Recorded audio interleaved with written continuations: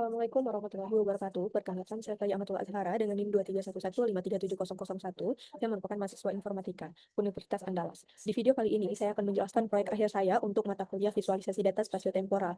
Nah, untuk proyek yang saya bangun adalah sebuah aplikasi visualisasi interaktif berbasis data ekspor Indonesia, khususnya volume ekspor menurut negara tujuan dari tahun 2000 hingga tahun 2024, dengan proyeksi ke depan menggunakan machine learning. Nah, alasan saya mengambil topik ini karena data ekspor punya dimensi ruang dan waktu yang menarik. Dan kita bisa lihat negara mana yang ingin jadi tujuan ekspor terbesar dan juga bagaimana polanya berubah dari waktu ke waktu. Tapi data mentah dari BPS itu mungkin kurang bisa tergambarkan kalau dalam bentuk tabel oleh user. Sehingga kita butuh visualisasi yang bisa lebih menggambarkan ke user ke depannya. Jadi tujuan proyek ini ada dua. Yang pertama itu untuk membangun aplikasi yang interaktif dan informatif. Dan yang kedua itu untuk mengintegrasikan machine learning untuk proyeksi ke masa depannya. Nah, kita mulai saja langsung ke website aplikasinya. Baik, di sebelah kiri ini kita ada tampilan slider tahun yang akan menjadi kontrol temporal utamanya. Jadi saya pilih misalnya di tahun 2024 dan peta akan menunjukkan di tahun 2024. Sementara kalau kita kurangi ke 2023 maka ini adalah data 2023, begitu juga seterusnya dari tahun 2000 hingga tahun 2024. Oke, kita juga bisa memfilter wilayah-wilayah tujuannya. Misalnya ekspornya ini untuk satu dunia, kemudian kita bisa filter ke Amerika, ke Asia Tenggara, ini bagian Asia Timur, dan selebihnya.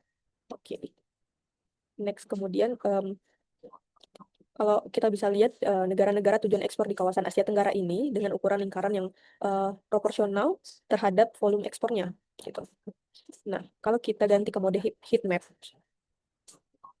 nah kita bisa melihat titik konsentrasi ekspor secara lebih intuitif. Jadi merah berarti volume yang tinggi dan ini sangat membantu untuk melihat hotspot ekspor secara geografis, gitu. Kemudian kita juga bisa melihat di sebelah kanan ini ada ranking tahun.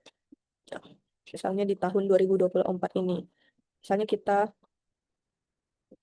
lihat di sini yang tertinggi itu ada Filipina, diikuti dengan Malaysia dan Vietnam. Kemudian untuk tren negara sendiri kita bisa memfilternya. Misalnya di sini saya langsung pilih Tiongkok, Amerika Serikat, dan Jepang. Kita bisa melihat dengan membesarkan filter ini. Oke. Nah, di sini kita bisa melihat per tahunnya terjadi lonjakan untuk negara Tiongkok. Nah, oke. Tab kedua itu menampilkan 10 ranking pada negara tujuan ekspor terbesar tahun yang dipilih dalam bentuk bar chart nih untuk tahun 2024 Filipina yang teratas. Oke, kita scroll ke bawah ada tabel data mentah yang bisa diakses langsung, jadi pengguna itu bisa juga melihat tabel mentahnya, tidak hanya visualisasinya saja.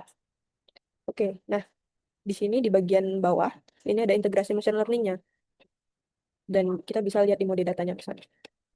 Saya ke marker. Oke, saya menggunakan Random Forest Regressor yang dilatih per negara dengan fitur like-nya. Misalnya model belajar dari volume ekspor 1 sampai 3 tahun sebelumnya untuk memprediksi di tahun selanjutnya. Di sini kan data mentahnya sampai tahun 2024 sebenarnya. Nah, kita tambahkan data untuk tahun 2025 sampai 2027 prediksinya gitu.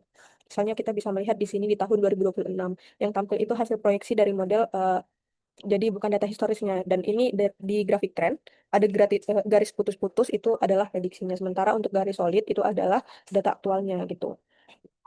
Dan untuk evaluasinya saya melakukan MSE dan MAE per negaranya. Negara dengan volume ekspor kecil seperti Laos dan Finlandia itu punya error yang sangat rendah, itu di bawah 12.